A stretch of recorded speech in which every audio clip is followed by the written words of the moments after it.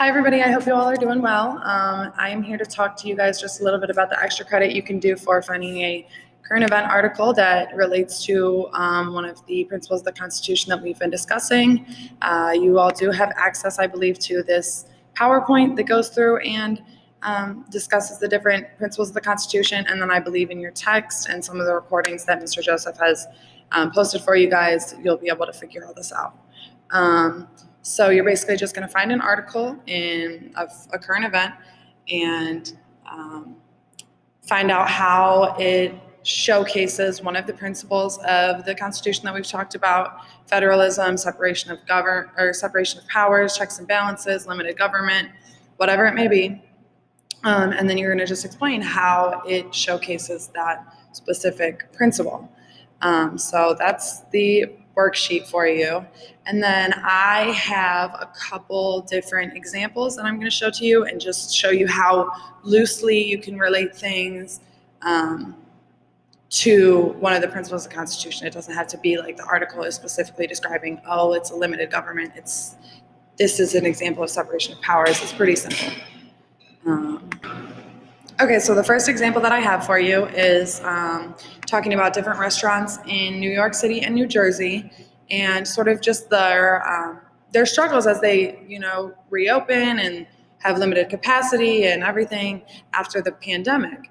And so what I saw that this kind of related to was federalism and limited government, because yes, it's talking about only two specific states.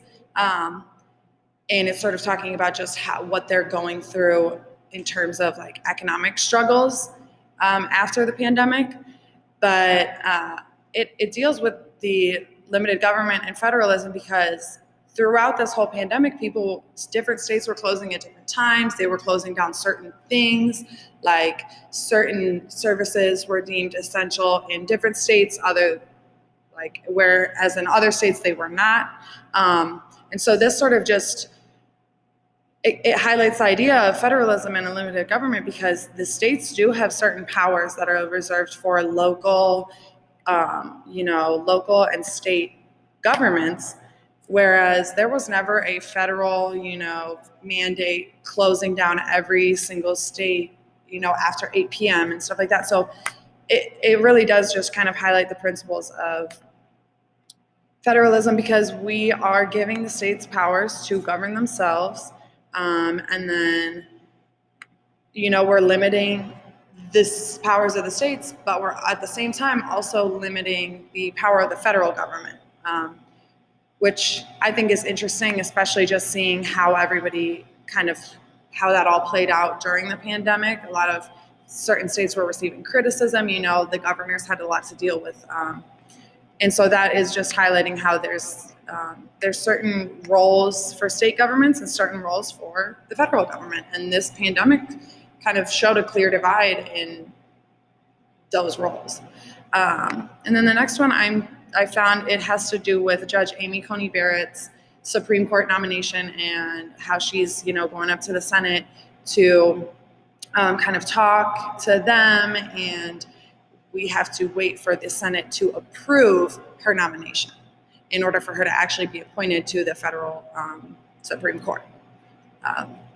And so we see that as well as a separation of powers and checks and balances, because yes, the government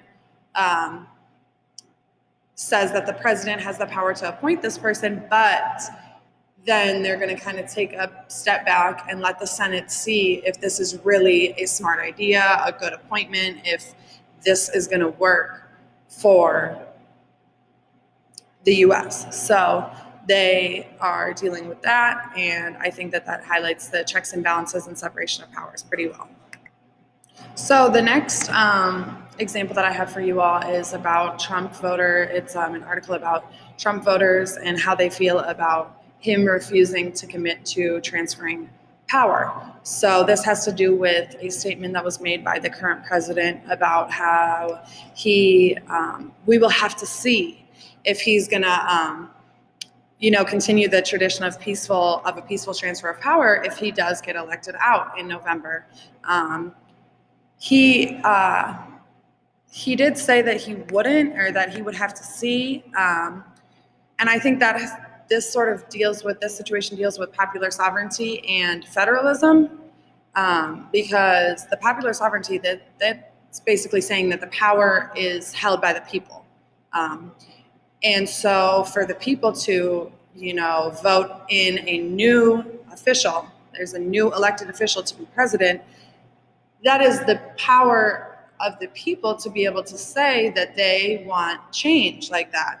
And so for him to talk about possibly not resigning and sort of transferring and giving his position to the newly elected president, that has to do a lot with like a threat to popular sovereignty, because the idea that the power of the government is really in the hands of the people is something that has been very important since the Constitution was made and ratified.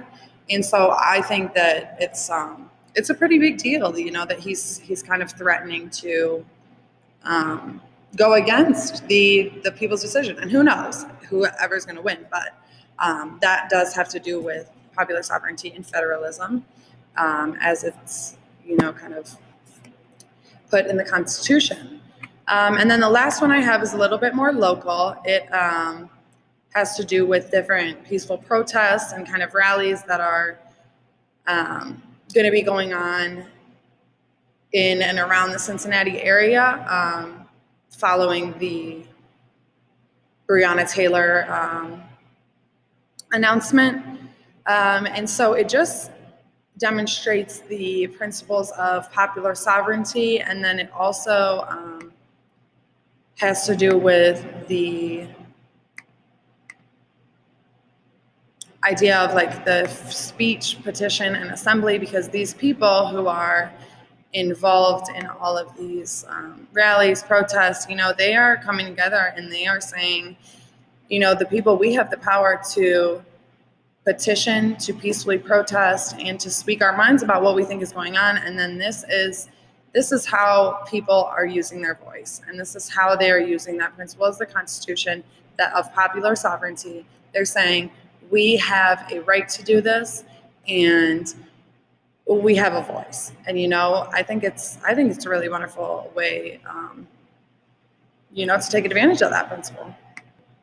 So I hope this gave you all some ideas on what you can look for and how you can sort of find the principles of the Constitution showcased within other stories that don't necessarily even relate directly to what that principle is.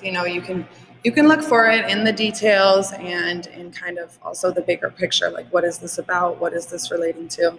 And so if you guys have any questions, just reach out to either me or Mr. Joseph, and we'll be happy to help. I hope this gave you some good ideas.